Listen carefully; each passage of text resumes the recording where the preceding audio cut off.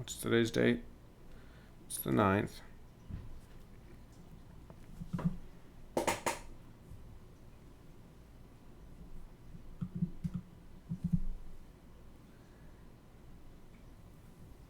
Hello and welcome to Talkin Baseball. Another great week of games. How about that? The Indians, Jake, they're catching up on the Twins. The Mets magic rolls on. New York sports teams in general just can't lose right now. The NL Central had some stuff go on. A lot of stuff. Let's do it. Let's talk some baseball. All right, there you go. I think we're good on the YouTube machine. I think we're definitely good on the podcast app because that's post-edited. But here we are. We're live, Jake. It's Talkin' Baseball, Friday episode. How are you doing? Doing well, James. Happy Friday to you. A fun week of baseball. I know you and I have a couple good things circled for this freakend as well, baseball-wise. But yeah, man, we had a couple unique series. I think that's an interesting way to label them, like Minnesota and the Braves. You're not going to see that a lot, but that's kind of fun. If you like destruction, the Yanks and the O's was I don't even know if that was baseball. And we had a lot of good stuff around the league. We had some big time performances. I'm doing all right, man. You know? Yeah, that's good. You're doing all right. Your hair looks nice. When do the dog days happen? Are the dog days late August? I think the dog days are July and August. Right. I haven't hit, but I love baseball, so like the dog days never are bad for me. Okay. I think those were football like other sports fans consider August and July the dog days of sports because they don't enjoy baseball much. I've never really found myself like, damn, only baseball's on. That's why I hosted. Yeah, but I think it's a baseball term too for the teams. Like I think yes. For baseball teams, it's like mid to late August. It's like it's been hot for a while. We've been playing baseball every day for 3 months. Oh my God. If you are let's look at some of the series right now. If you are I can't find one. Wow, that's pretty cool. Okay, here we go. Padres Mariners. Yeah. They got a lot of young guys on the Padres, so they're probably still excited to be playing. Right. Red Sox Royals. Yeah. We're talking dog days there. They just straight up canceled the game. They're like, we don't care. Nah, they're postponing it for weather, but that could have been a good joke. Sure. Yeah. For players, yeah, it's beginning to be like the dog days, but we're leaking into dog days. We saw the dog days leak in for the Orioles this weekend. We'll talk about that. Oh, yeah, wow. How are you doing, Jimmer Fredette? I'm good. I'm excited. It's been I have some gripes. Not gripes. You're going to listeners that are new that aren't coming over from Talking Yanks that are new Talking Baseball listeners are probably going to find some opinions that I have that they disagree with or whatever because I know you and I are on opposite sides. Interleague play sucks. All these interleague series this week, there's too many of them. Get them done at the beginning of the season. I can't stand these 2-game interleague series. I'm over it. I think it's bad. Give me 3-game sets, 4-game sets. Every week right now, like the A's are just going around playing 2 games versus everyone. It's 3 games versus the Cubs, but Padres, Mariners, 2 games. Reds, Angels, 2 games. There's all these 2 games interleague sets. I don't like them. Yeah, and this was not in our game plan, which we will post for our Patreons, which we'll talk about that in a minute. Yeah, I'm totally different. It's something that I think MLB. Well, we need to get the universal DH, so it's less because, like we talked about with Oakland, like they're jumping around, they're playing home and road games versus NL teams. That's kind of brutal just to change that mentality as a team. For me, it's the NBA, and I was talking about this yesterday, and we talked about it a couple episodes back with Albert Pujols. He made his first return to St. Louis this year. They gave him a standing ovation every at-bat. It was 8 years. And I just think, okay, so if you use that formula that there's going to be some towns that don't see a major league star for 8 years, that's sinful. Like if you're a Colorado Rockies fan, you could go without seeing Mookie Betts or Aaron Judge for 8 years. I just think that's terrible for the game. So I think they need to juggle the schedule more. I think when they get the universal DH, it'll be a little easier. And yeah, I mean, the 2 gamers, they are what they are.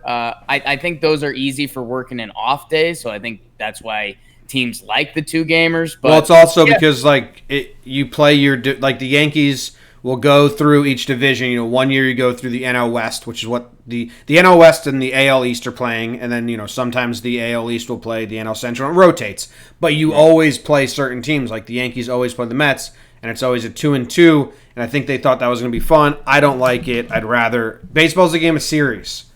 In 2 games, it's so easy to be like, well, it's just 2 games. Universal DH, lower some of the in-division games, roll it. Well, this isn't Talking Yanks. We're not on an American League podcast. Like, probably lost a lot of people that like pitchers hitting on this podcast, this audience.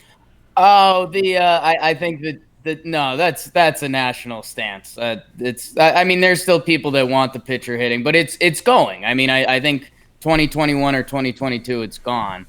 Yeah. So it's all right. There's some fun. Don't get me wrong. I get it when that pitcher, 11% of the time gets the base hit in that situation. Yeah, it's a good time. But yeah, that's we don't need to get on the soapbox for that right now. Okay. All right. Well, you want to just get into the National League and American League report then? I think so. I just want to know who would be bringing us this episode before we go there. That's a great call, Jake. That's a great call. It's a good thing I have the notes in front of me that I'm just avoiding. Yes. This episode of Talking Baseball is brought to you by a gang of awesome people. Javier Vivez Gimeno.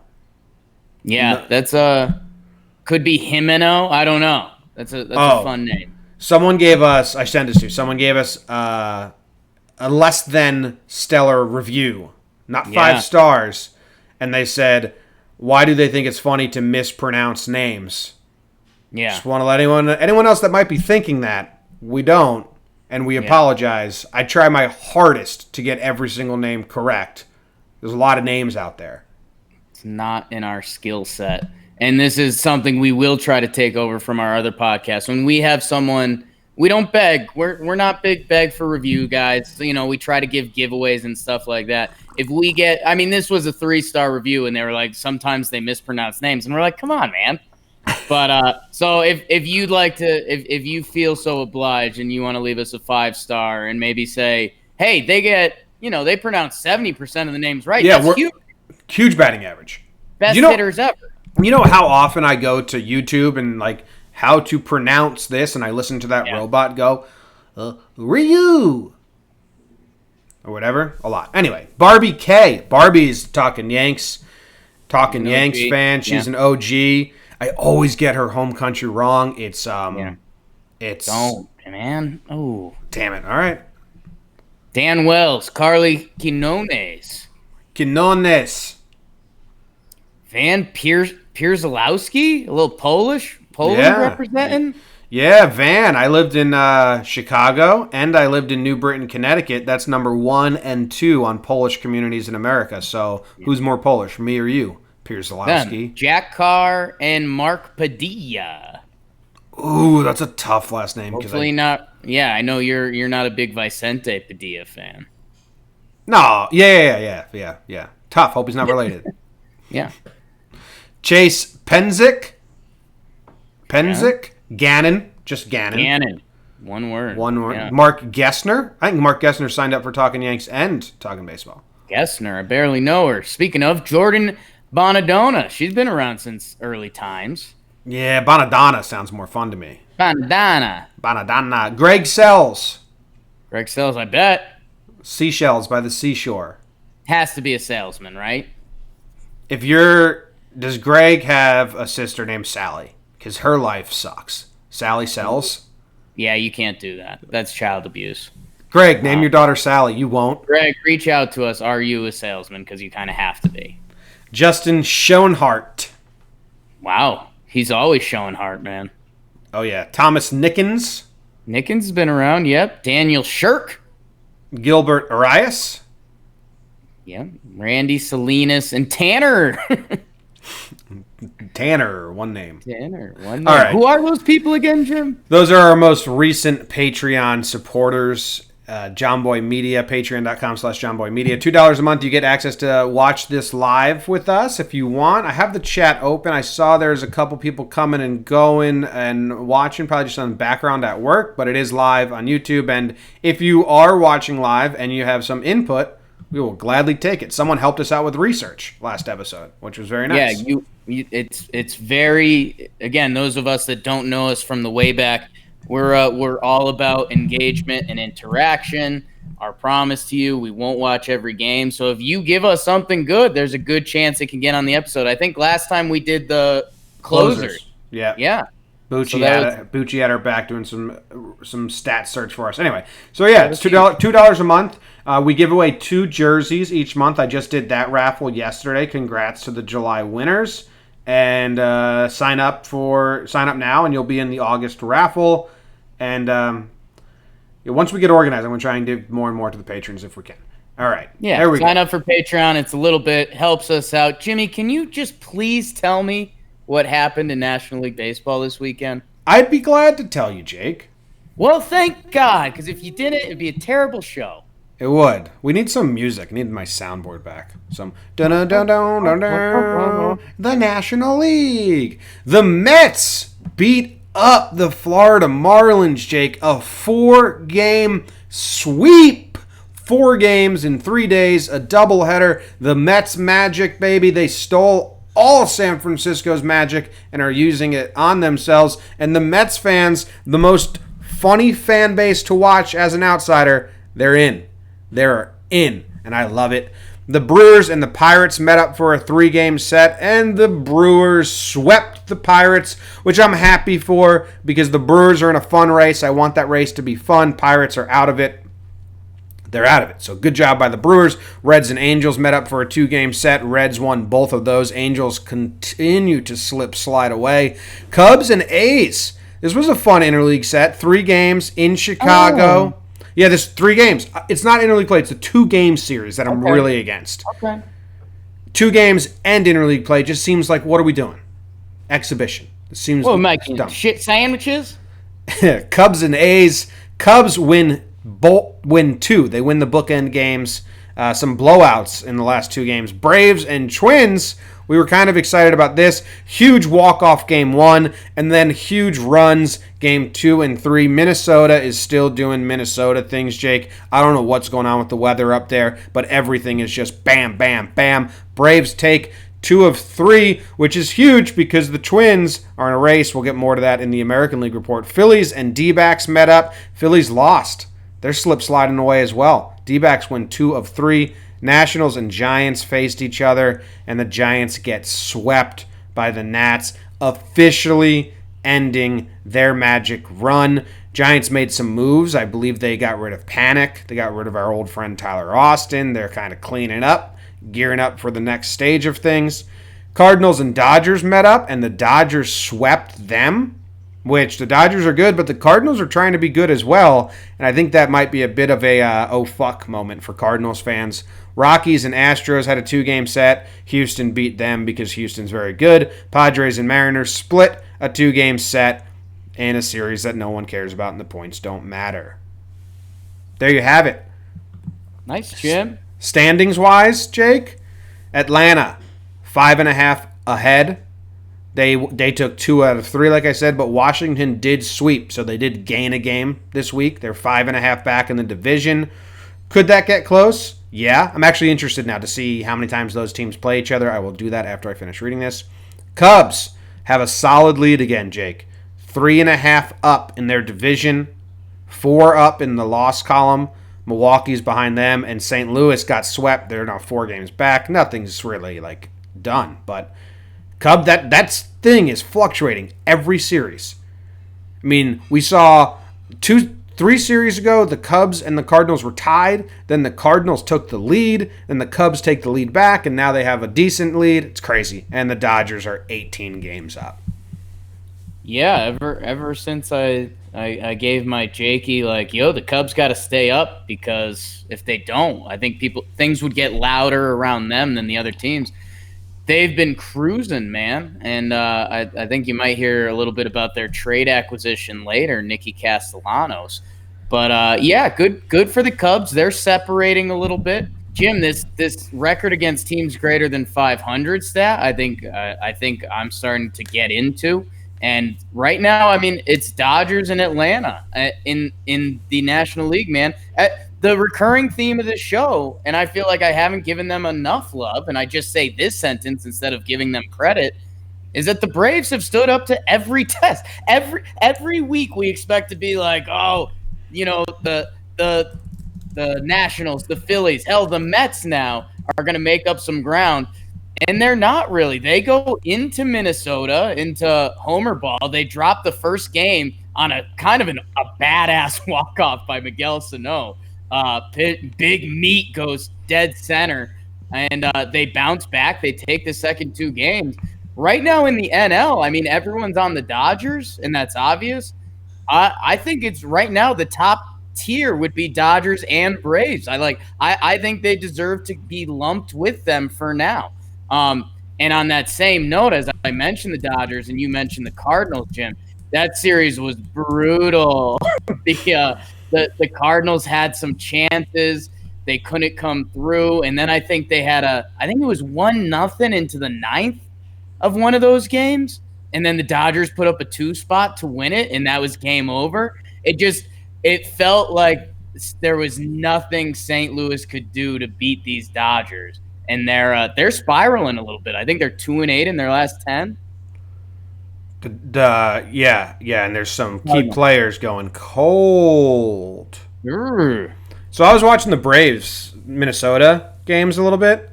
Yeah, and I'm not gonna be ashamed when I don't know a player. There's 25 guys on each team, so right. I wasn't too familiar with Mike Soroka. Yeah. Braves pitcher, babyface. Yep. So I got myself familiar, and I'm reading all about him and watching some highlights. 20 years old. He made his debut last year in May, but when he was 20 years old. What's that? When he was 20 years old. He's 22 years old right now. Yeah. 22. August 4th. Happy belated. Happy belated. Anyway, but then he had inflammation or whatever. It went on the DL for a while. Anyway, he's back up. He pitched in the loss versus the Sano homer, but he had a great game. Yeah. So I was excited to get familiar with him because I was wondering like who's doing this for the Braves pitching wise. I know they got Keiko, I know I got some other names and stuff like that, but he's young looking. Yeah, he's young and he is young. When you type his name, he's Canadian too. When you type his name on Google, the autofill is age. It's like Mike Soroka age. Yeah. It's people want to know. Yeah. So he Jim, his strikeouts won't blow you away. If you're an ERA plus person, there's a little advanced stat for you. If you're an ERA plus, he's killing it there. Jim, he's not a huge strikeout guy. His strikeout per 9 innings is 7.2. But what Big Iron Mike does, he keeps it in the yard. He's leading the National League, 0.5 home runs per 9 innings. So, I mean, for every 9 innings, he's only given up half a homer. That's pretty insane with what we've been seeing around baseball this year, the juice balls, etc. But, dude, if you could keep it in the park, yeah. Well, his main pitch is a two-seamer that's like heavy sink. Yeah. And sinkers usually ground balls and not strikeouts, but it's an impressive pitch. Yeah, but I don't know, baseball, it almost went away from those sinker guys because all the analytics said, hey, a strikeout is better than a ground ball out, and now someone like Mike Soroka, he might be the equivalent to the DJ LeMahieu's and the Michael Brantleys who are thriving because they can still hit high fastballs. That might be another rant for the offseason, but we'll go from there. Looks, according to Baseball Reference, it's pronounced Soroka. Soroka. Michael John Graydon Soroka from Alberta, Canada. Like Soroka, huh? Yeah, okay. I like it in the Canadian accent. That works for me. Yeah. Um, what else do we like in the National League, Jim? I mean, I don't know if we're doing. I don't know. Are we doing major headlines, or are we just kind of clipping them as we go? No, we'll do that after the American Okay. League report. Yeah, So I that, don't know, man. The Mets are nuts. They're 12-1 in their last yeah. 13. I mean, they're the team I was going to talk about as like a major headline because it's the Mets, baby. They're rolling. Yeah, well, yeah, we can do a little deeper dive into major headlines for the Mets. I guess the only thing. Oh, please. Who else matters? That's what I'm trying to look at all these That's games. exactly what I was. The only thing I think we need to really circle up on was kind of the NL Central a little more. We touched upon the Cubs and St. Louis. I think the only team we kind of skipped is Milwaukee, who, I mean, they're on a 3-game win streak right now. Yeah, no, that was a big series. Like, I'm not rooting against the Pirates, but I'm not yet rooting for bad teams to play spoiler. I'm rooting for all the teams that are in the race to just fucking keep winning. I want them to put the pedal down until the last week. All 3 of those teams. But the Cardinals are blowing it. The other thing that's not a big storyline, but is kind of interesting, the Phillies, man, they lose 3. They're 4-6 in their last 10. I mean, they're tied with the Mets. There's a chance that the Phillies could finish 4th in the NL East. And they signed Bryce Harper, and this was supposed to be a young team going to the next level. I mean, there might be a serious yellow, orange, red flag going up in Philly right now because a couple bad series. I mean, if they were to drop under 500 or something like that, whoo. I think Phillies fans have given up. I think they wanted the pennant, and now they don't have the pennant, and they're saying, well, we're not going to beat the Dodgers, so fuck this. So Eagle season, baby. I've got kind of a fun game. What's that? So Cubs, Dodgers, Atlanta. We all kind of, well, Dodgers is wrapped up. I just told you I'm falling in love with Atlanta. I think the East is done. The Cubs, do we think are the heavy favorite in the Central now? I don't know about a heavy, but favorite for sure, in my opinion. Favorite in the Central. And we're entertained by the Cubs. I guess, so the 5 kind of wild card teams right now, and sorry to all our Arizona fans, but it's tough to take you serious right now. Prove us wrong, and then we will. But Philly, the Mets, St. Louis, Milwaukee, and Washington.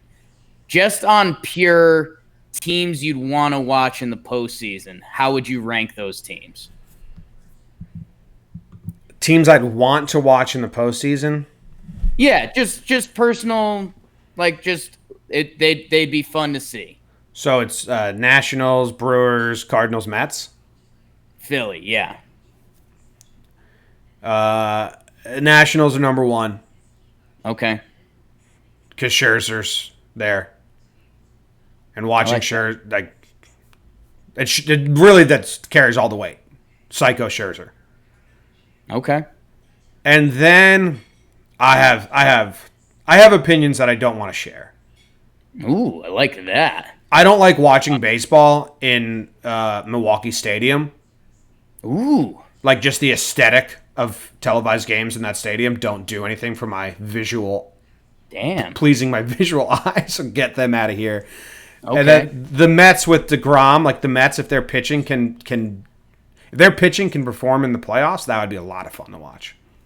Yeah, I think that's what's jumping out to me. It's the Mets. Oh, you East Coast bias. I know, and that's what I'm saying. I mean, the 2 pitching staffs on the Mets and the Nationals, I mean, that would be pretty wild. Dude, the Mets and the Nats in a 1-game playoff, that would be intense. Milwaukee would be fun. I like Yelich. I like a lot of guys on the team. And that's what I would say too. And Milwaukee kind of does it. They do playoff baseball fun, or I guess maybe that is our Yankees bias leaking in, because I mean they can go to that bullpen and they can push Hader for 3 innings, and they can try Jeffress for 2, and they try, like, they're trying to do anything to win. It's not like, all right, Walker Buehler, go out there for 6 and twirl it, kid. Like, Milwaukee's scrapping and clawing. So okay, interesting. All right, let's move on. What I wanted to look at, that I said I was going to look up, is how many times the Nationals and the Braves play each other. We did this last episode because the Twins and the Indians have like 10 games. They have 7. They only have 7 games, and it's a 4-game set in Atlanta.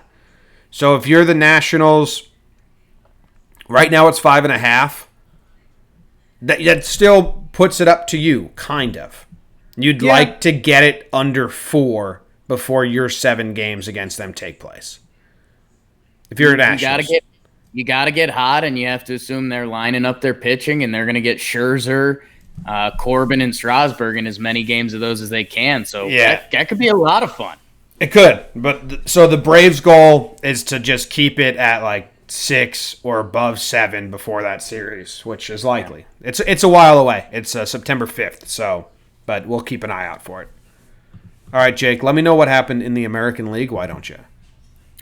Jimmy, in the American League, your New York Yankees viscerally destroy the Baltimore Orioles. Just unfair. They break all sorts of different home run records with the usual suspects for the Yanks, Tauchman, Urshela, and Higashioka, to name a few. Jim, the Rays versus the Jays in Tampa, and the baby Jays win the series. Couple strong pitching outings and the long ball. The Red Sox split a 3-game set with the Royals. The final game was suspended due to weather in the top of the 10th. And Jimmy, I mentioned those Royals, and they'll bring us right into the AL Central. The Minnesota Twins, as you talked about, they lose the series at home to Hotlanta after that dramatic Miguel Sano walk-off in Game 1. Right on their tail, the Believeland Indians. They do the reverse to the Walker Texas Rangers. They get shut out and lose Game 1, but they win both games of a doubleheader following that. AL Central is getting very tortilla-ish. The White Sox, they win 3 out of 4 in Detroit, and honestly, I don't really want to talk about that series. Sorry, maybe elevator talk. In the Wild, Wild West, you know the Rangers lost their series to the Windians. The Houston Astros win both games against my Colorado Rockies. Houston scores double digits in each game, so yeah, they can do that too, huh? That's good, great, grand, wonderful. The Oakland A's drop 2 out of 3 to the Cubbies in Wrigley. John told you about that. They lose Game 1 by 1 run. The next 2 games were blowouts. And the Halos, they scored 4 runs in both their games against Cincinnati, Jim. Fortunately, Cincinnati scored more both games. They lose 2 more. And the Mariners split with the Fathers from San Diego, ending a 6-game losing streak. They ended the losing streak. Good job, guys. Good job, Mariners. Good job. Yeah, so what stands out here for me is thank you to the Jays as a Yankee fan. Yeah. Thank you to the Jays for helping out. The Rays are now 11 games back in the AL East. And as a Yankees fan, that's nice. Sitting a little pretty. I like that. Lot of nothing in the AL right now. There's 3 wild card teams. So there's a lot of guys. The biggest thing is Cleveland and Minnesota. Cleveland and Minnesota is going to be great. We obviously have the series coming up this weekend, and spoiler, we do this on Friday. So Cleveland took Game 1, so it's a 1-game lead for Minnesota right now. So that is exciting news in the AL. Yeah, Jim. I mean, it's going to be the AL Central, and right now it's Tampa and Oakland fighting for that final wild card spot. And Jim, we kind of got my parallels going between the Yankees and Tampa, Houston and Oakland again. Both teams kind of stretched out their lead, and those teams are fighting for the second wild card. It's going to be wild to see if Boston can play their way back in it. I mean, Boston is 5 back on those guys. And Chris Sale, again, it won't be talked about because it's the start of their next series. He twirled a gem yesterday. But can Boston really get it going? We don't think Texas can get hot enough. Maybe they can prove us wrong. The Angels are officially 10 games back of the second wild card. You guys are done. We're sorry. And there's a new Mike T emerging in baseball that we're going to talk about later. But, yeah, Jim, I mean, right now it's the NL Central, and it's can Boston play their way into that Oakland-Tampa Bay conversation for the second wild card?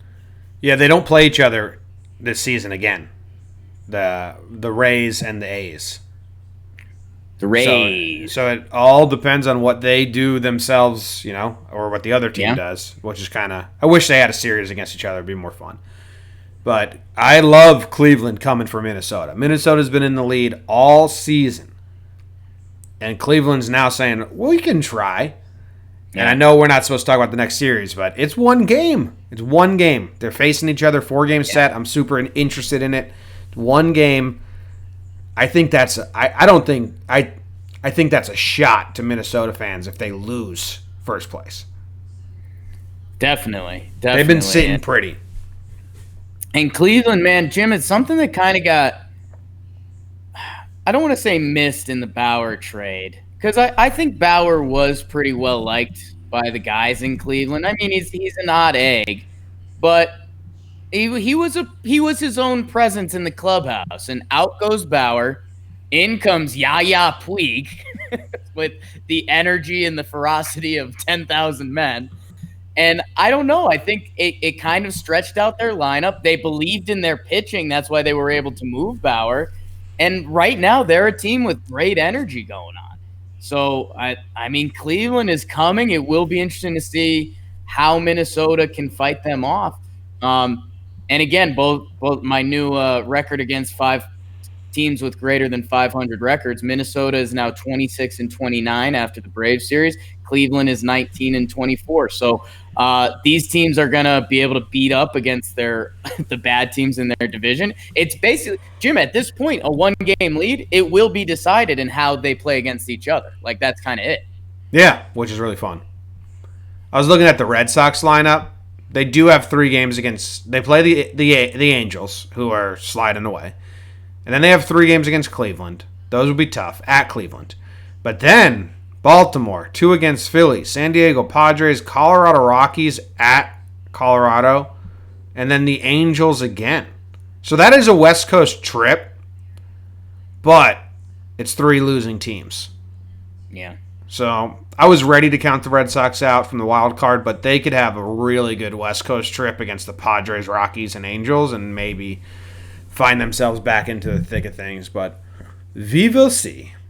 Yeah, I mean, and they, there's a couple key pieces to the Red Sox that if they turn it on, I mean, those guys are special. Chris Sale is one of them, and I think it was 8 innings pitched, 13 Ks or 15 Ks, something like that. And he looked like that Randy Johnson, Chris Sale that people are shy to compare him to because they pitch differently. And it's like, well, that's still not a bad thing, guys. You can be okay with that comparison. We're saying nice things. The Yankees have a tough schedule. After oh, no, they don't. The Yankees, we play Baltimore again? 4 games against Toronto, and then 4 games against Baltimore at home. Wow. But then Cleveland, Oakland, Dodgers. That'll be a tough stretch. For anyone listening, I know that Jake and I are Yankees fans, but I have to let you know how sad this series this past week against the Orioles was. Yeah. The Yankees hit 5 home runs in every game by guys that could be on the Orioles because the Yankees got them traded for cash considerations or traded relievers that no one wanted for them or just like little back-end moves. They're all our second-string guys, the Yankees' second-string guys.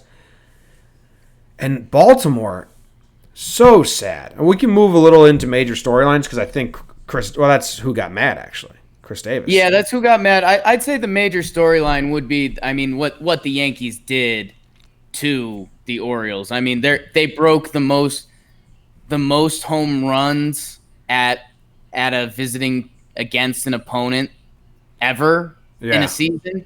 They broke that record with more games to play, as you just mentioned, which is scary. I mean, it was just it's kind of unfortunate timing for Baltimore, which is a great baseball city. But they have the worst pitching staff ever assembled, and the Yankees have figured out something in advanced stats and hitting where they're finding these guys and they're improving these guys.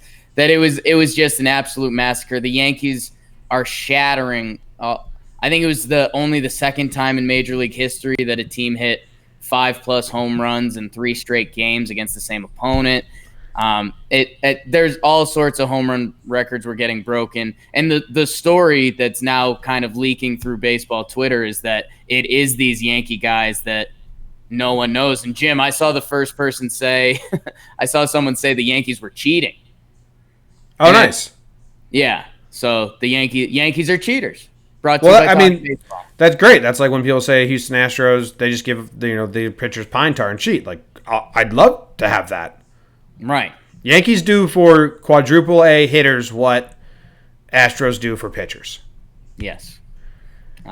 So the number that was crazy is that the Yankees have hit more home runs in Camden Yards this season in 9 games than the San Francisco Giants have hit at their home ballpark in 60 games. I think more than the Tigers too. I think there's 2 teams up there. Yeah. And yeah, Jim, that's I'll do a mini little baseball rant on it, and it was tough, man, because you're right. You mentioned briefly that a lot of these guys could be on the Orioles. Mike Talkman, who we're going to talk about more, he was a Rockies kind of quadruple A guy, never got his run. Yankees traded a minor league reliever for him who's getting knocked around right now. Mike Talkman's been one of the best players in baseball for over a month.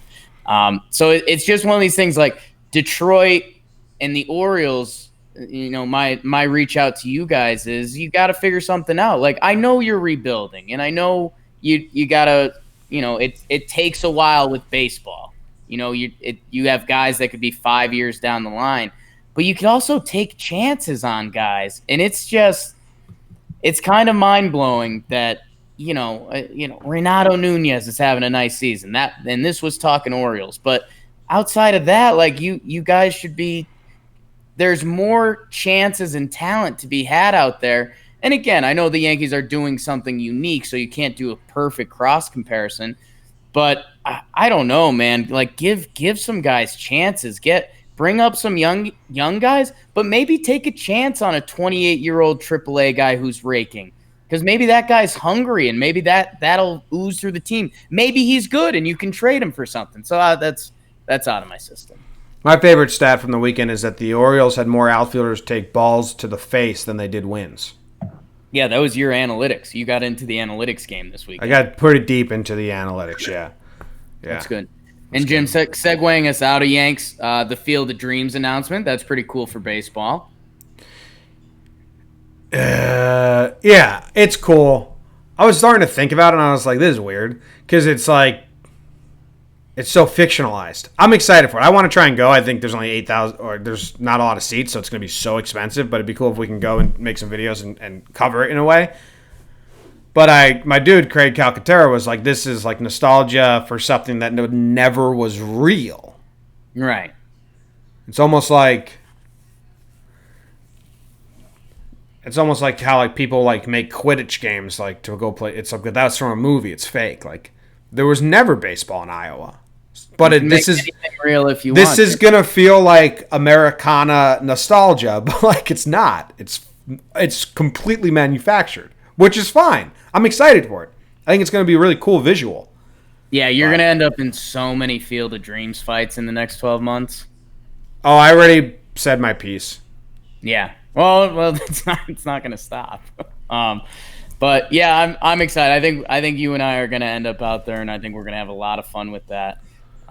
So cool. 8,000 people watching baseball in Iowa. We did. I'm way more for this than London.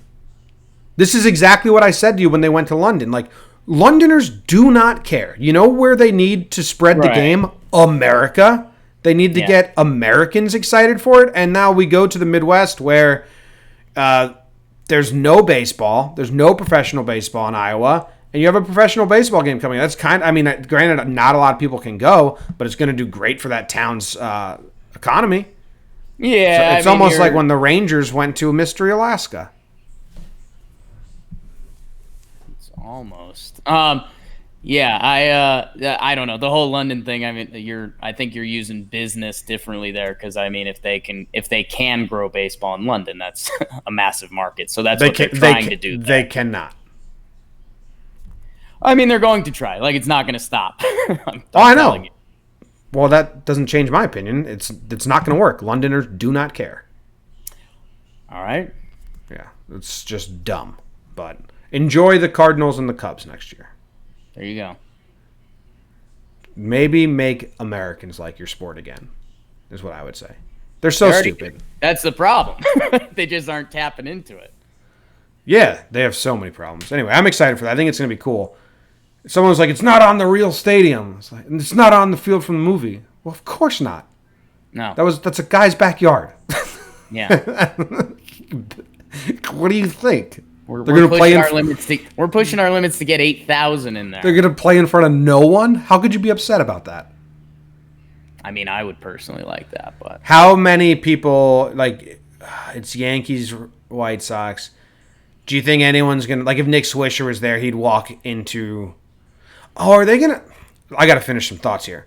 Walk into the corn stalks and act like he's dying.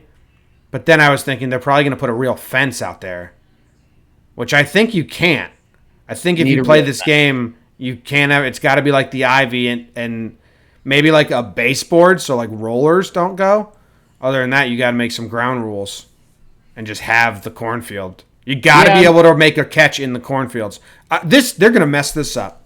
You know I'm a hot take guy, but I do think they're going to put up a fence. I do as well. I'm saying they should not. Well, how much cooler would it be if they didn't have a fence? Not cooler. I'm not into the no fence. You can make a catch into the cornfields. Corn hurts, man. You ever run through corn? Of course. I'm a huge corn maze guy. You run through the corn. Oh, I used to go hide in the corn and scare people. That was like my thing to do at the corn maze. Still not running into corn. Well, I mean, how does that not count? I know how hard corn is. I've been running and zigzagging in between corn before. Doesn't feel good. Why have you run into corn before? It's my favorite hobby. Yeah, liar. That's how I got tough. You're not tough. Ooh, I'll knock you out. See, that's scared tactics.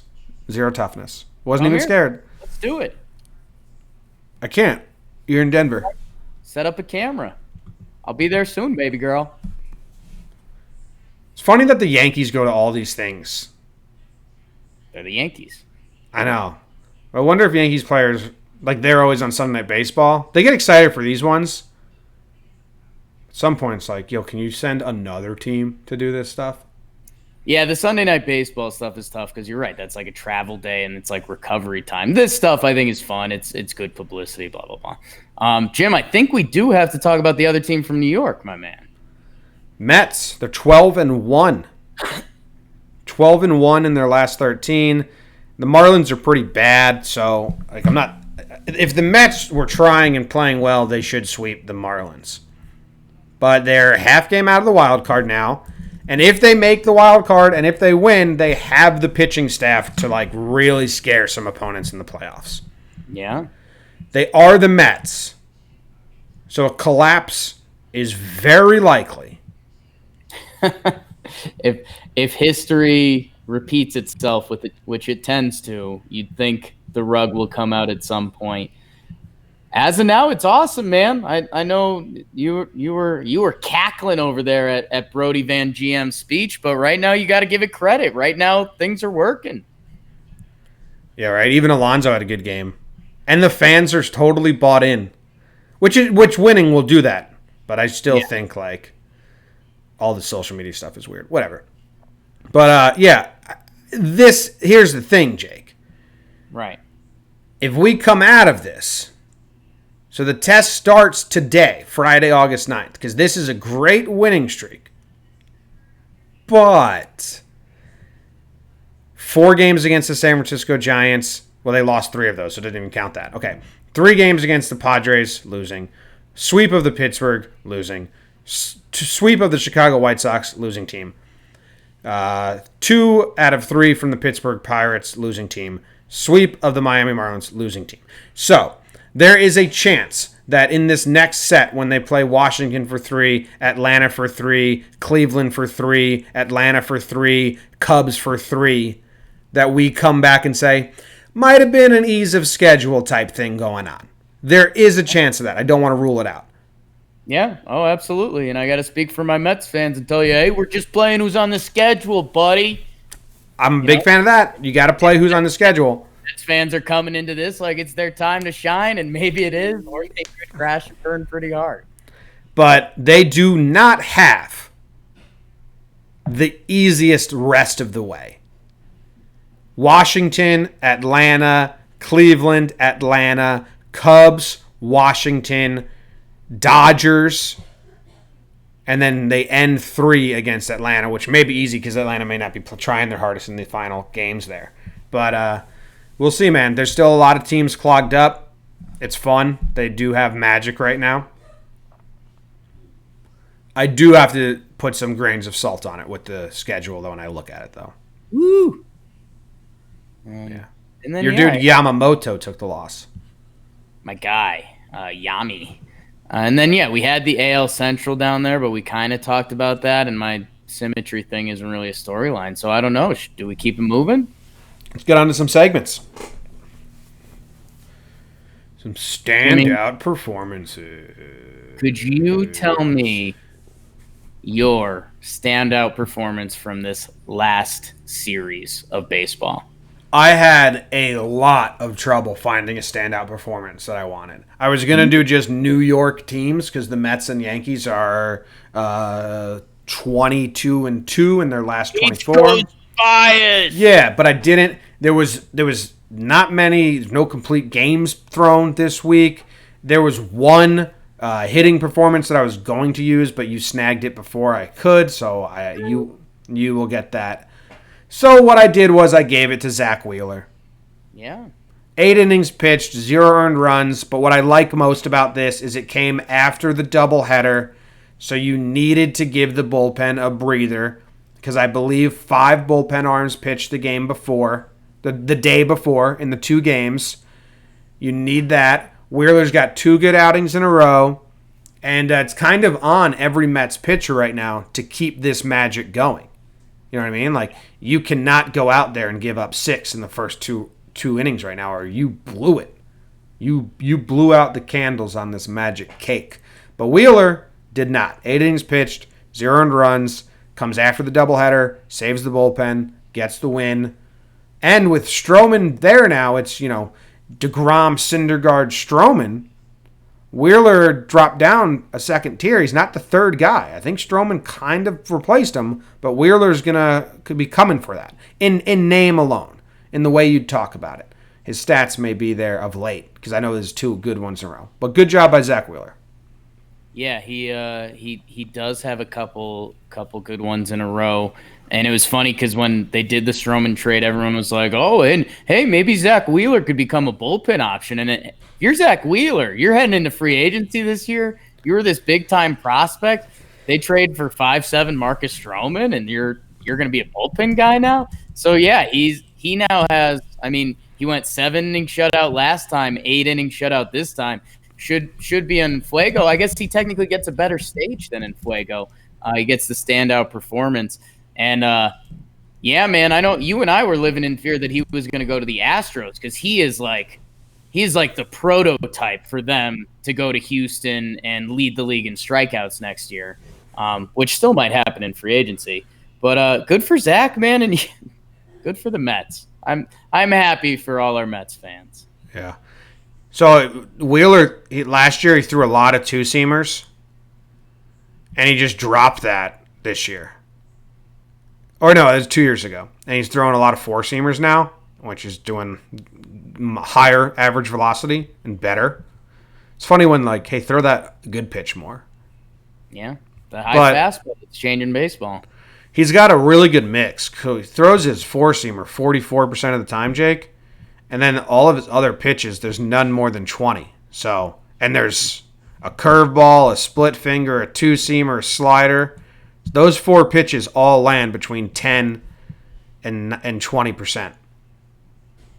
Well, and Jim, I'm looking at his game log right now, and I don't know. Wheeler's always been a guy that they've been like, he's never been able to fully figure it out. I don't know, man. If you look at Zach Wheeler's game logs, he's got 3 blow-ups. He's got 2 6s and a 7.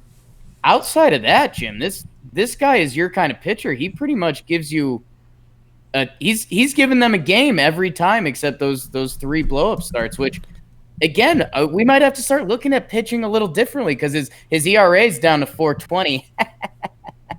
You know I already do. I don't like ERA for that reason. Yeah. I mean, his what's that? Maybe we have to make the John Boy starting pitching stat. I don't know if we want to call it the John Boy, but how many times you gave your team a chance? Yeah. I don't like looking at ERA that much. It really, like, you look at 4.20 ERA, you think he's having a bad year or just not a good year. A meh year, yeah. A meh year. But then you look at the game log, and what I like to do is how many times, and this, like, I think people think of in terms of fantasy, and this fantasy baseball, and this isn't that good, but how many times was it 4 earned runs or less? Yeah. And how many times did he give up 5 or more? So 5 or more, I consider that you dug way too deep of a hole. You lost the game as a starting pitcher. You didn't win the game for him, but you lost the game. And it's one, like you just said, it's 4 times out of 22 starts. So in 18 of 22 starts, he's given them a performance that they can win on. Also, I like to think, how many times did he complete 5 innings? There's only 1 where he didn't. So he's not really, what's that? Against the Yankees. The Nats got him earlier this season. It's not really killing the bullpen. And then how many times was it 3 or less? And we're looking at a lot of those. 2, 3, 4, 5, 6, 7, 8, 9, 10, 11, 12, 13, 14. 14 of 22. That could be higher. But again, he has not been burning the Mets. With his 4.20 ERA would say, meh, he's been helping them a lot more than hurting them. Yeah, and who's to even say, again, hey, if you're a Mets fan, reach out to us. Everyone knows about the Mets bullpen struggles. How many times did Zach Wheeler have to throw a couple extra bullets to try to get through it? How many times did those extra bullets hurt him? So that's it. Zach Wheeler, it sounds like my man's about to get paid in free agency if he has a couple more starts to end the year. Nice pick, Jim. Thanks. It was kind of handcuffed. I didn't really like anything, but I'll give it to Zach Wheeler. It's good conversation. That's your handcuff. Jimmy, I'm going to do my standout performance if I have your blessing. Go ahead. I was mad at you for snaking this from me, but good job by you. Well, thank you. Jimmy, I am taking Yuli Gurriel. You'll remember him, on your Houston Astros, and you'll remember him from Fuego a few episodes back. Maybe one of the first eps we dropped, Jim. Yuli Gurriel.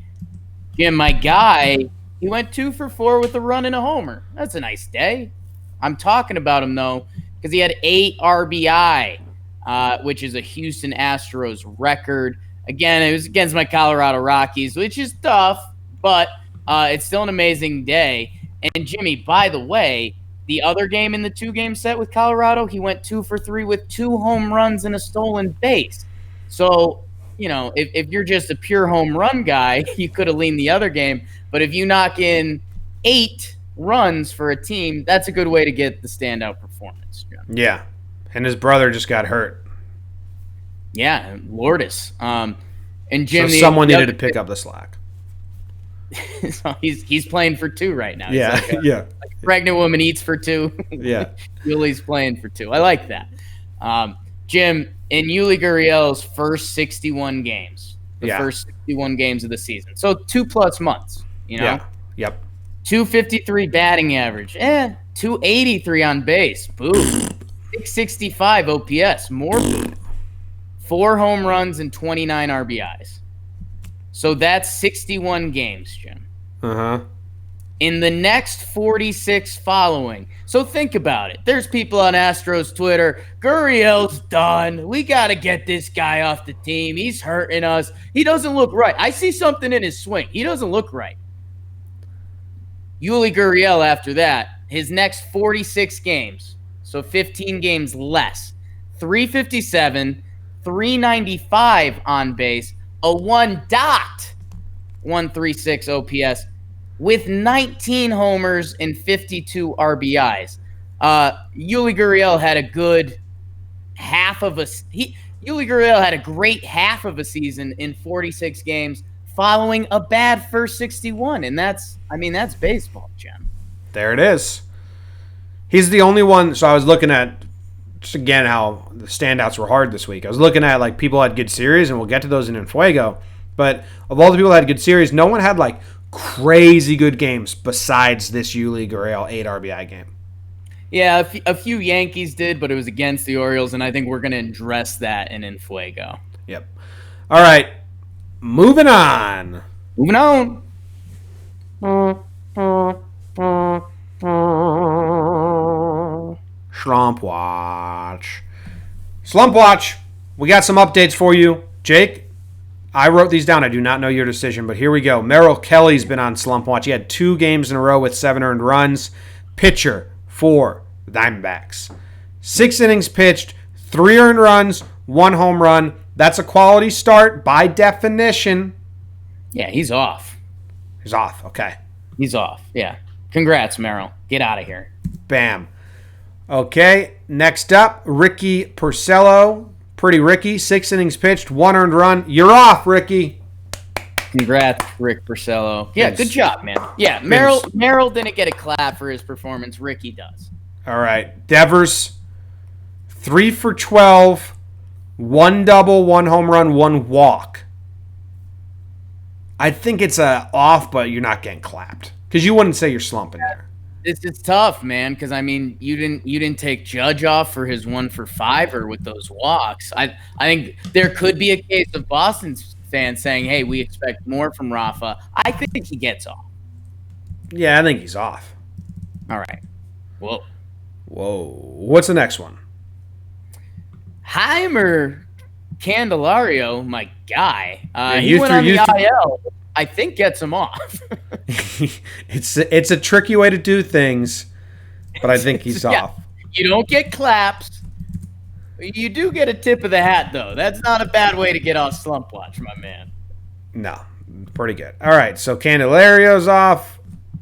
Devers is off. Porcello's off. Merrill Kelly's off. David Price did not pitch, but if he wants to add to that great outing by Sale,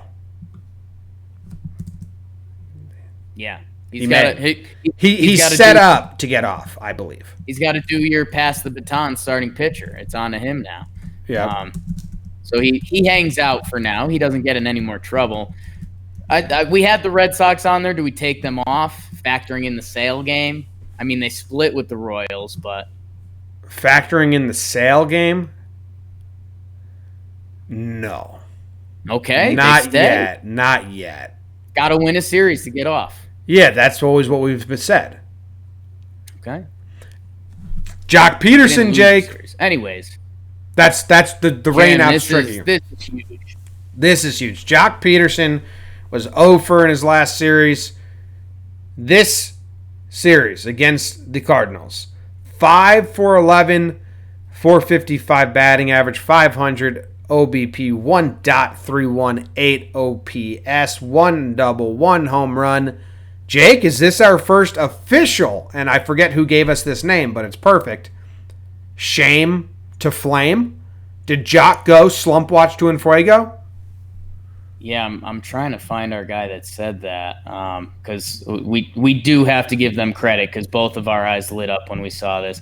Yes, almost just because we want to use it so bad, which is fine. But yeah, Jock Peterson, you go from shame to flame, my man. Excited for you. Yeah. Good job, Jock.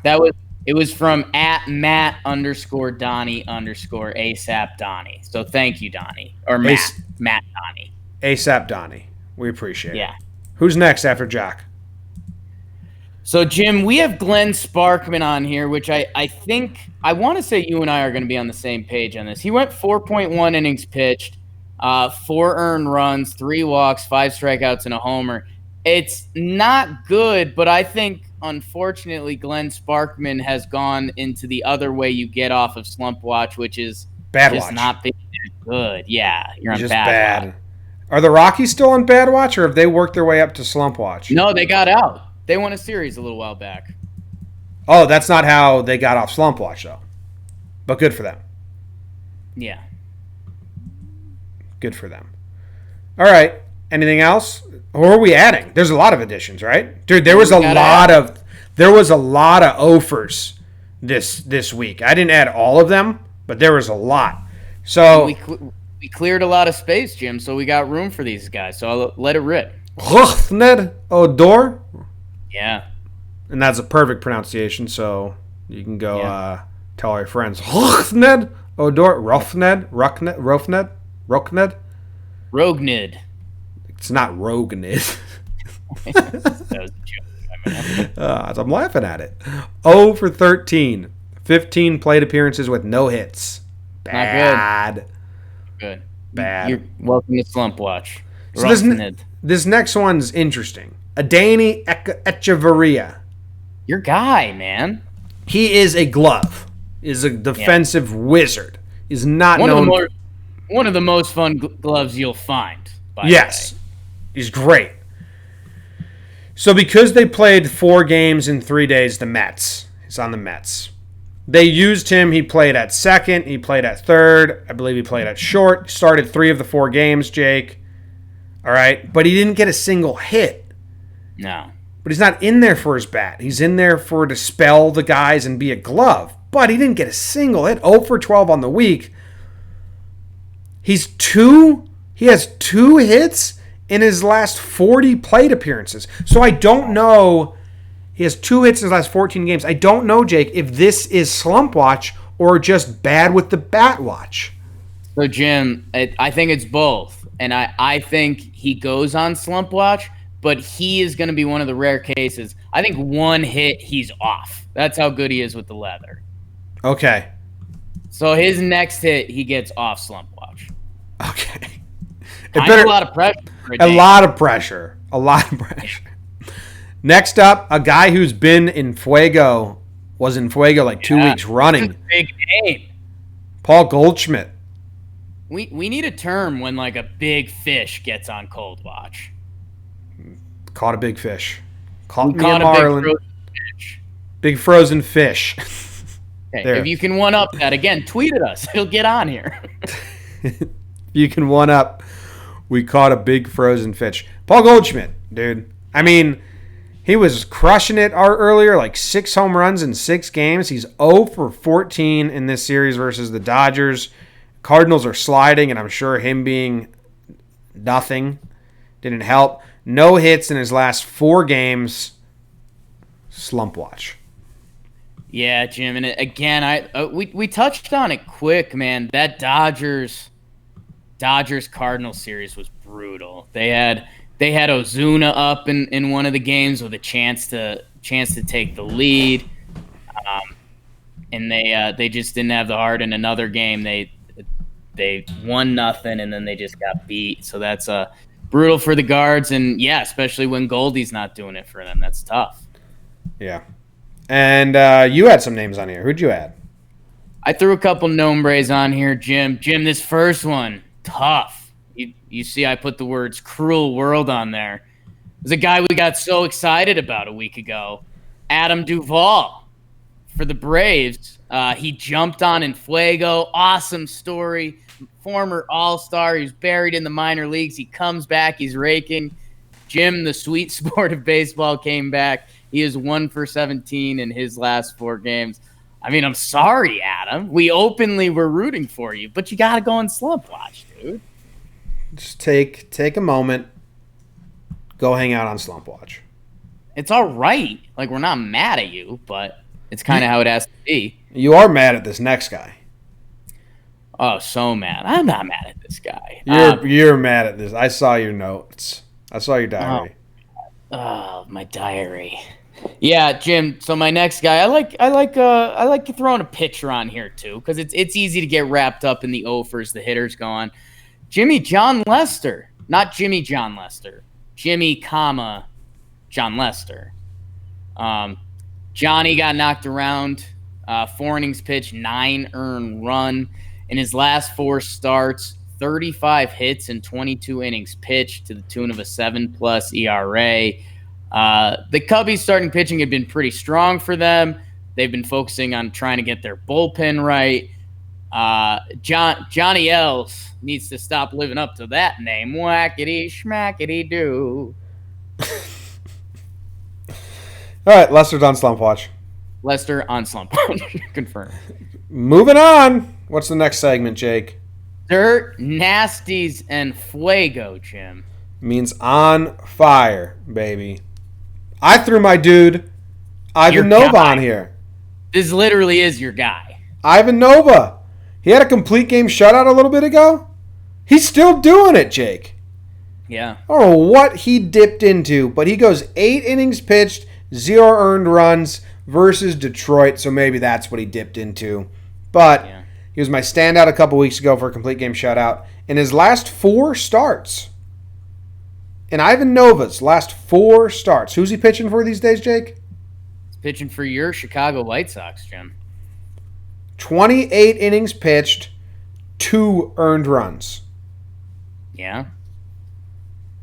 On fire. Which brought his ERA on the season down to 4.8, so he was kind of having a tough go there for a little while. He's settled down, Jim. He actually, the John Boy stat we're talking about, he had 3 blow-ups in the first month. Since then, he's only had 2, so he's been giving Chicago a chance. I mean, when your ERA heading into May is 8.33, the fact he's at 4.8 now. But yeah, we're excited for the big guy. Jim, his 10th year in Major League Baseball. Good for him. It's nuts. I remember when he debuted. Yeah. 2010. Yeah. Good for Big Ivan. Jim, you got another big guy on here. Pete Alonso. Pete Alonso had been in a slump since the home run derby. He goes out in this 4 games versus the Marlins. He hits 3 home runs, 357 batting average, 438 on base percentage in the 4 games, 3 home runs. Good job, Pete. Yeah. In his I'm probably not going to describe this well, Jim. He's got a miss home run swing that at Citi Field is perfect. Like if he doesn't catch all of it, but he turns on it enough, he's got this kind of line drive, pokey swing that he's big and strong enough that it just gets out at Citi Field. And he had a couple of those this week. And yeah, man, if Big Pete gets it going for him, I mean, Mets fans are going to be out of control. They already are. He already got it going, and they're already out of control. I like that. That's already happened.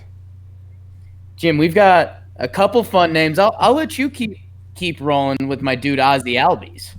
Ozzy Albies got to play in the biggest hitters park in baseball, Target Field, which Minnesota fans are upset because all the park factors say it's not the blah blah. Watch a game at Target Field.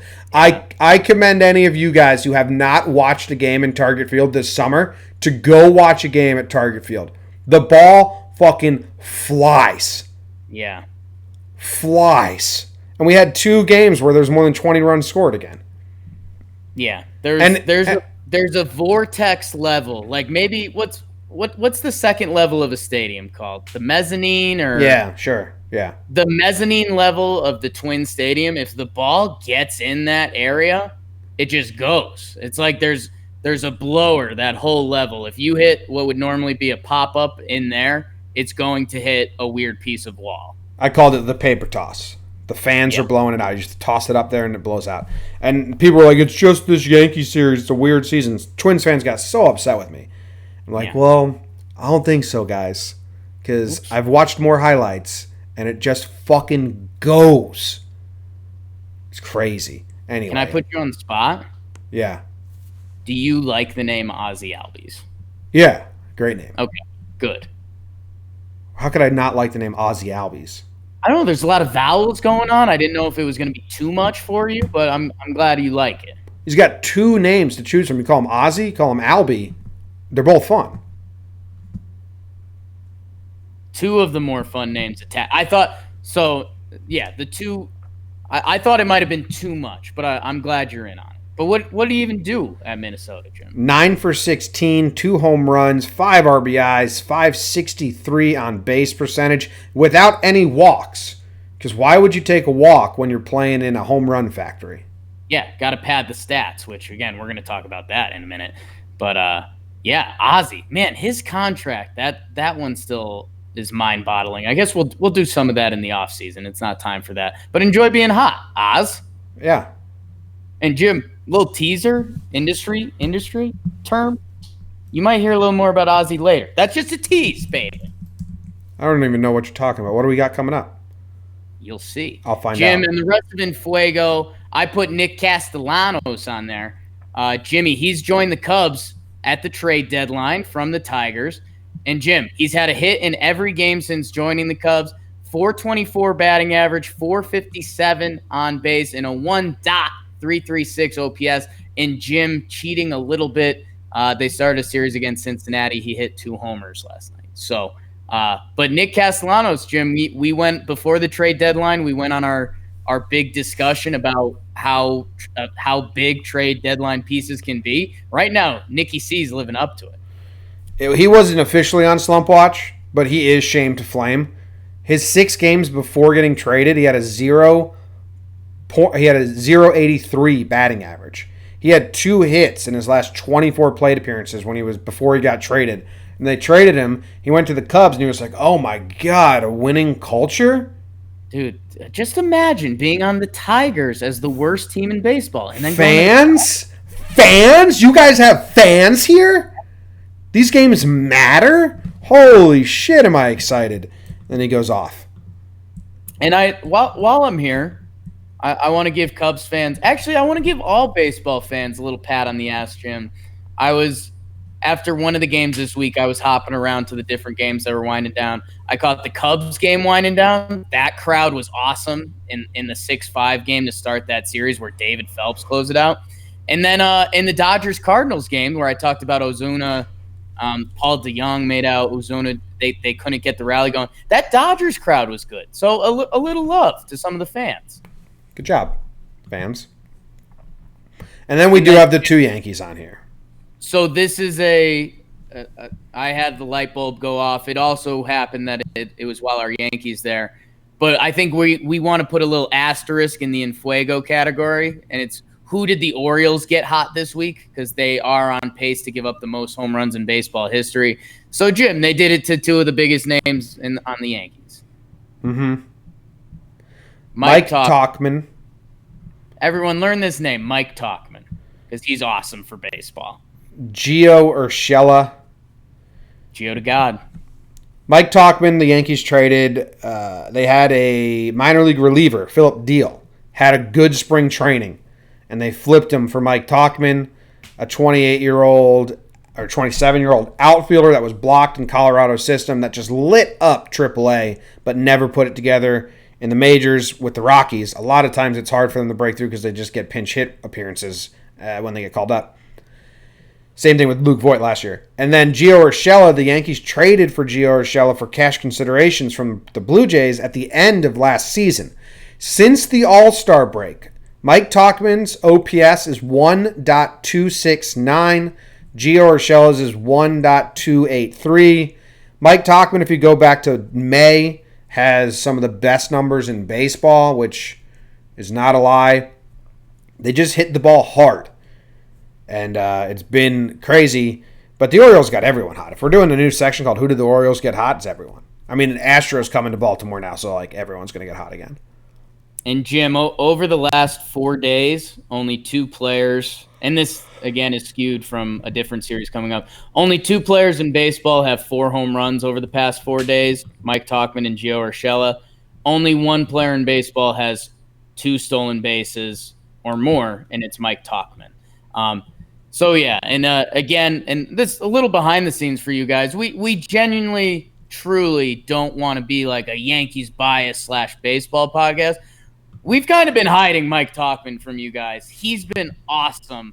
Definitely check him out. And Gio Urshela too. It's been insane. But the Orioles are a total asterisk for the rest of this season. Talkman also did rob a home run. I think probably a top 5 home run robbery this season. I haven't checked all of them, but I would guess it's top 5. It was full extension, armpit at the wall, brings it back.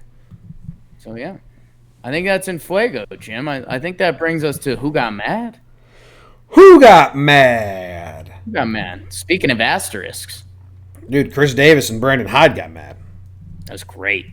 Did more information come out on that? I didn't get anything. Nah, our dude, John Mioli, was trying to ask Hyde. I recognized his voice. I DM'd him. I was like, dude, that was you. He didn't want to give you anything. He's like, yeah. Hyde didn't want to talk about it, but it was weird because so Chris Davis made an error that led to an unearned run scoring on a home run. It wasn't really an error. He didn't make the scoop. And then There was I missed this in my breakdown, but there was a ball that landed in the first row of foul territory, and Davis didn't even really move for it.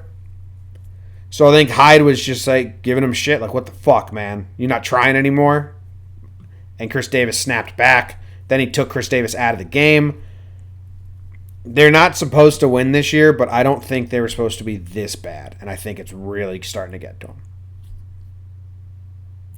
Yeah, and that's the whole Chris Davis dynamic. It went from, oh my God, how are they letting this happen with the hitless streak? And then he got some hits, and he was actually playing good baseball, and it was almost a good story for the Orioles. It was like, this guy who, yeah, he got paid, but guess what? Everyone's been shitting on him for a couple years now because he's been awful. And he's still putting in the work, and he's trying his best. Like, it's almost like there was a nice lesson for the young Orioles players. Now that things are spiraling again, it's not so bueno. Yeah. It's tough times. Couldn't figure out anything that was said, or they said they were going to keep it in-house, which they should. Yeah. Hyde was like, it's just kind of upsetting that it happened where cameras can catch us. Like, how often does this happen when it doesn't catch? I guess that's what we don't know. Yikes. Yeah. And then Vogelback got ejected. Danny V, baby. In a 5, he was just chirping from the bench. Quick ejection. Not much going on. But I like Vogelback because he reminds me of Chris Farley. There's another ejection. I'm blanking on it. Oh, Jared Dyson for the Diamondbacks got ejected. Nice, Jared. Congrats. But a lot of them are just... A lot of the ejections are just like so... It was Dyson's first ejection ever in his career. Good job. Congrats. But add it to the resume. Yeah, a lot of these ejections are just like you say something to the ump and he ejects you. Boring. That's basically it. Yep. I didn't do walk-off watch. I'm thinking about scrapping walk-off watch. I don't think it's necessary. I didn't ask your thoughts on that. Yeah, the only one that jumped out, and maybe it jumps out because I did get to see it live, was the Sano walk-off was really cool. Oh, yeah. Russell Martin had one as well, but Sano's was a fucking bomb. Acuna didn't even watch it. He just came walking in from center field. That was really cool. Yeah. Call-up watch, though, I like. And Call-up watch. Call-up watch. Bring. Would you like to play in the major leagues? Haven't gotten that call. Yeah, still waiting. We had a bunch, and I'm just going to run through them kind of quick. You can grab some if you want, Jake, but Patrick Sandoval, he made his debut for the Los Angeles Angels of Anaheim. He was an 11th round pick. Young, though, 22 years old. I think they used an opener for him. He goes 5 innings pitched, 2 earned runs, 8 Ks. Pretty good. Good job, Patrick Sandoval. I was looking to see if he faced any big names, but the Reds don't have, like, Votto. He faced Votto. Yeah, I mean, the big thing I was looking at, I mean, you say the name Sandoval. That's a well-known name in baseball. Doesn't look like he's related, so. No. Yeah. From Viejo, Cali, Jim. Hometown kid. Kinda. Yeah. Kinda. Where did I click out of this? Hold on. They were playing the Reds, right? I said that, and then I was worried I got it wrong. The Angels, yes. Okay, good. Next up, Kevin Ginkel. Ginkel, that's a great name. Ginkel, Diamondbacks. 22nd round draft pick in 2016. He's 25 years old, but this is what I like. His first batter was JT Realmuto. Not a bad first batter to face. Comes out of the pen, I believe, and struck him out. So first batter faced, somewhat of a brand name, strikes him out. The next game, he came in again, gave up a home run to Bryce Harper. So faced another brand name, gives up a home run.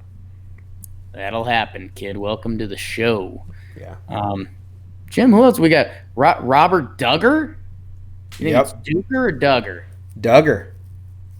Duggar, barely know her. And a couple, he's on the Miami Marlins, and the other one who's one of the bigger stories in baseball this week, Isan Diaz? Are we saying that right? We always trash names. Isan Diaz is how I was told it was said.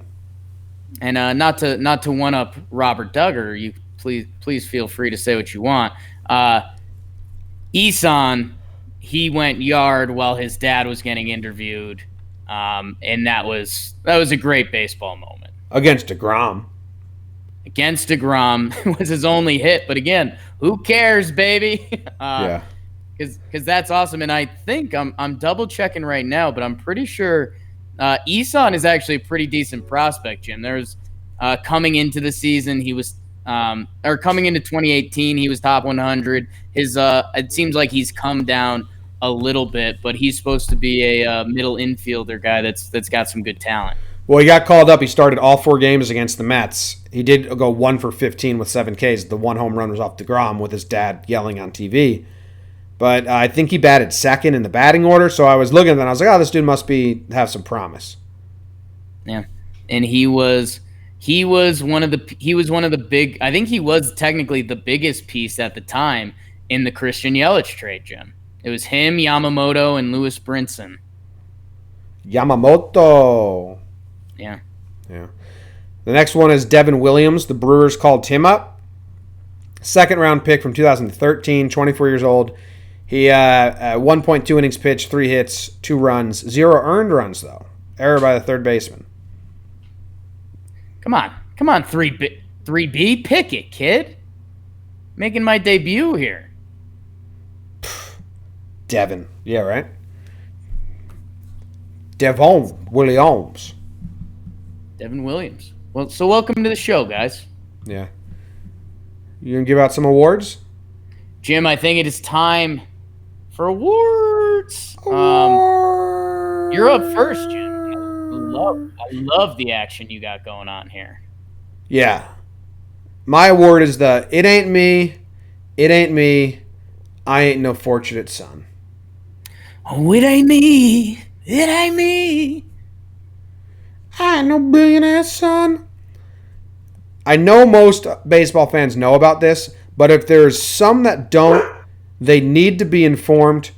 The Blue Jays have 3 players whose dads were MLB players. Bichette, Guerrero, Biggio. Good MLB players too. Good MLB players. And they're in the Guerrero, who has a brother who's an MLB player, those were their top 4 in their last game. Gurriel. Yeah, Gurriel. Yuli's brother. That Gurriel-Guerrero combo, 3-4 in the Blue Jays lineup, is tough to say those both without thinking of the other name. Yes. So, but it's just nuts. Think about that. And I thought maybe, like, real quick, Jake, choose 3 players that are playing now, and then their sons, form a Suns team. Ooh. A Suns team that I want to see 20 years from now or whatever. Yep. Okay. Puig jumps out. Wow, that's a great call. Puig's son. Yeah, okay. I like it. Yeah. Gonna need another Puig. Oh. See, I thought Trout, but you can't. That's like Wayne Gretzky's son. There's just no hope. There's no hope. They're Michael Jordan's son. They're just too good. You can't follow that. God, I do love Yamamoto. I don't know. CC, we kind of talked about that the other day, and we know he's a prospect. Yep. Like, if CC has a son that comes in with CC's size and, like, build and stuff, that would be really cool. That would. Yeah, like, even Pudge Rodriguez's son was with the Giants for a little bit. Yo, Jose Altuve. I want to see Jose Altuve in the league. I want him to be the same exact. I want him to be the same height as Altuve. Okay, I like that. This is kind of a cheap pick. Nope, I want Altuve's son to be a Giant. Oh, okay. I want him to be like 6'2". Yeah, it's just a beast. Yeah. 6'3", 240. All right, those are our 2. And then we'll come up with third. Altuve's son, Puig's son. So I've got a cop out, but I really like it. Give me Vlad Guerrero the third, baby. Okay. Oh, Dude, what about like every Guerrero son is just a freak great baseball player? It's like the Matthews for baseball. Teams start just like budgeting in their future. I had someone else I was thinking of. I forget now. Do the Boones have a kid? Does Aaron or Brett have sons that are playing baseball? Boone has 3 sons. 2 are adopted. I don't know if that matters in this world. Right. Because they're the current grandpa legacy family in baseball, right? Give me does Matsui or Ichiro have a son? Oh, Ichiro is a great one. That's our 3 then. Ichiro, Altuve, and Puig. We need all 3 of those sons on a lineup together. Dude, Ichiro to Ichiro Jr. is a great comparison, Vlad Sr. to Vlad Jr. Like that would be really fun. Does Ichiro does he have any kids? I mean, he's already kind of ready to go if he needs to. All right, so that's my award. I just needed people to know that the Blue Jays have 3 Major League sons, very good players at the top of their order. Yeah. And Jim, my award I'm giving out, and it's along a similar theme, kind of. I'm giving out the Going Up Top award. Going up top. Going Up Top award. And Jim, if you've been paying attention, what team did I say I'm giving into this episode? The Braves. The Atlanta Braves. Who did I tell you I was going to be talking about in a little bit in Fuego? Ichiro's son. Ichiro's future son. Ozzy Albies. Jim, in the Going Up Top award, there's a couple play on words here. Preseason football came back. People were excited about that. Guess what, people? We still got great baseball going on. You could come around to football later. Jim, the Atlanta Braves in that top of the order. I saw you were going triple award with the Suns. Dude, I wanted to give some more love, man. Ozzy Albies, Ronald Acuna, and Freddie Freeman. I've bought into this Braves team right now. I have 4 tier 1 teams, 2 from each conference. Conference, who calls it that, Jake? It's a baseball show. Yanks and Houston in the AL, Braves and Dodgers in the NL for me right now. And Jim, something that was so special about that Red Sox team from last year was the top 3 of that order. You were hoping to get through them, only giving up a run. That was a win. If you got through Betts, Benintendi, and JD Martinez last year, only giving up a run, that was a win. And dude, right now, man, Atlanta has that going, and that's got to be one of the biggest strengths of this team. And I'm leaving out my bringer of rain, Josh Donaldson, and even young, thick Austin Riley, your dude who's on the IL right now.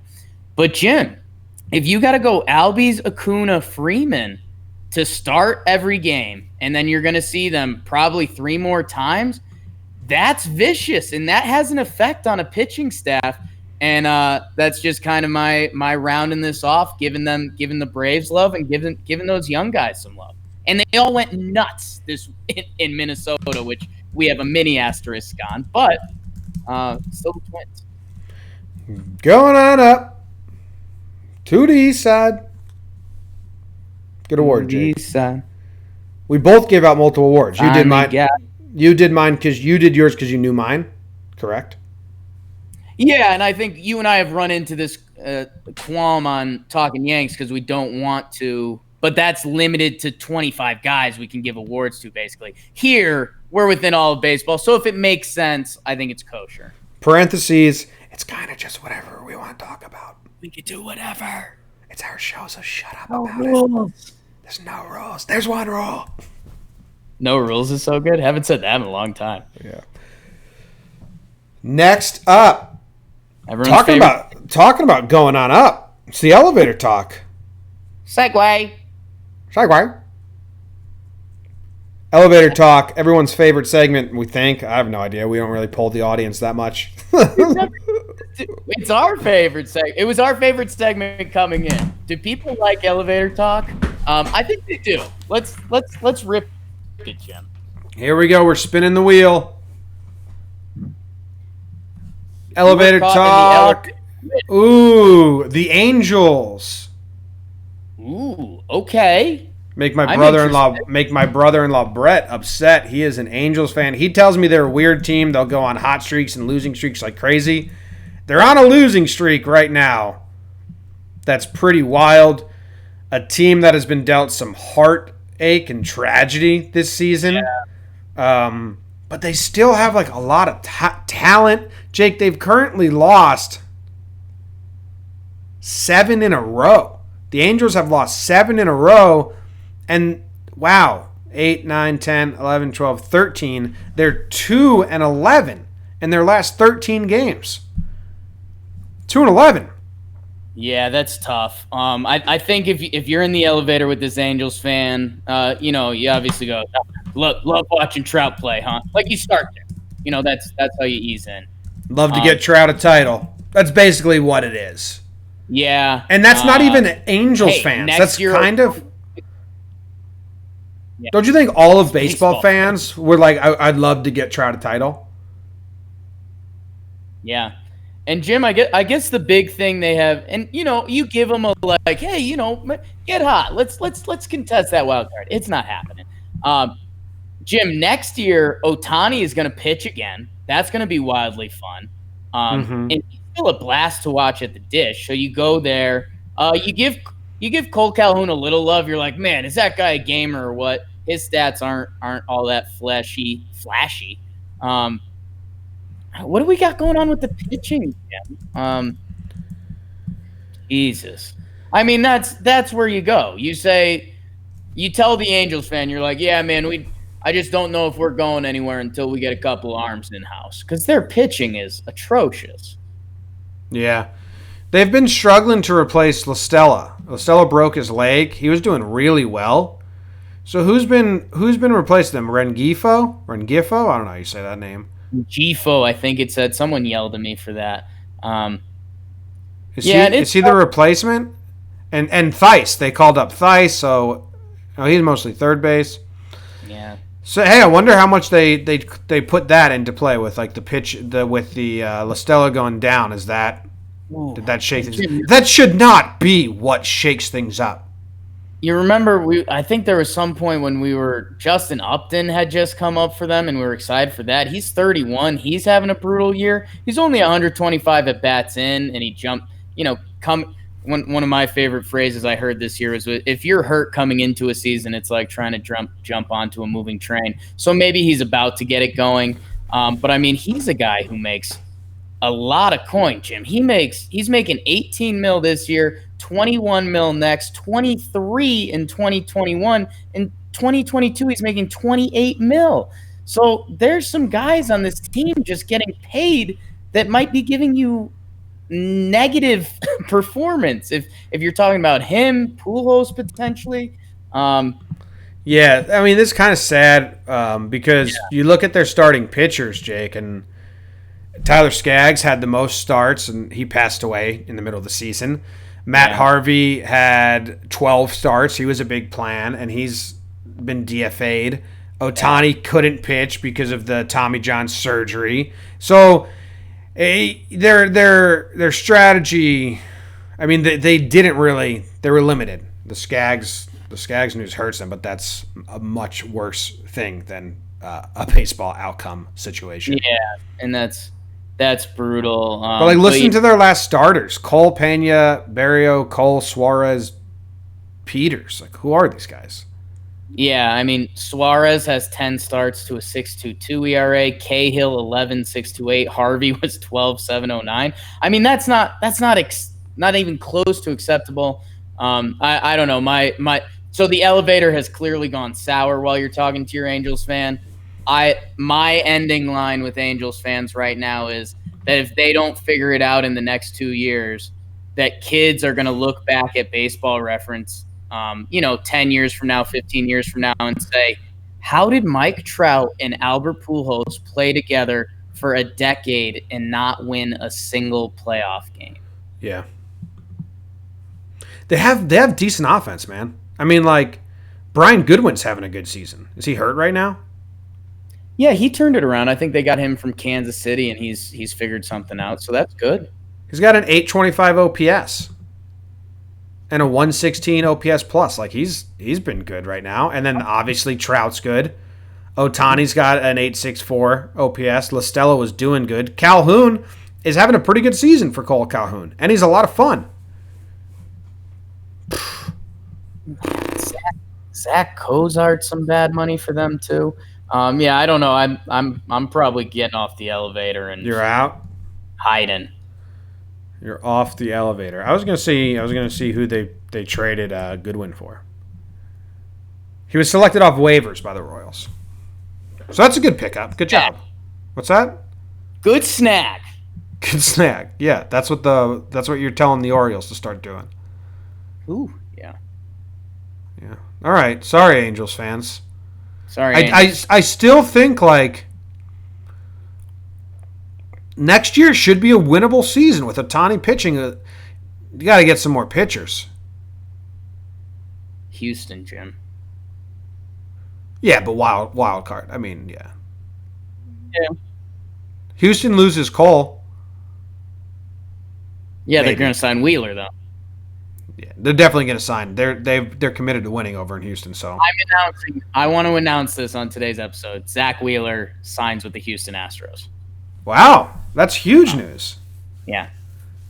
Everyone credit at Talkin Jake, please. At Talkin Jake, send it over, baby. Send it over. All right, that ends this show. Thank you guys very much. If you enjoyed it, please rate, subscribe, review. If you're listening on the iTunes podcast app on your iPhone, they redid the category. So now there's just a baseball category, and I was late to figure out how to get us into that category, but I think when this episode drops, we'll be in it. I'd love to make a push. So if you want to support us, just subscribe, unsubscribe, subscribe, rate, review, rate again, rate again, rate again. Let's just for one day, I just want to jump up the rankings. Then I don't care anymore. I just want to get up there for one day, screenshot it, then act like that's the screenshot forever. Good strategy? Great. All right. Thanks, guys. We will see you on Monday.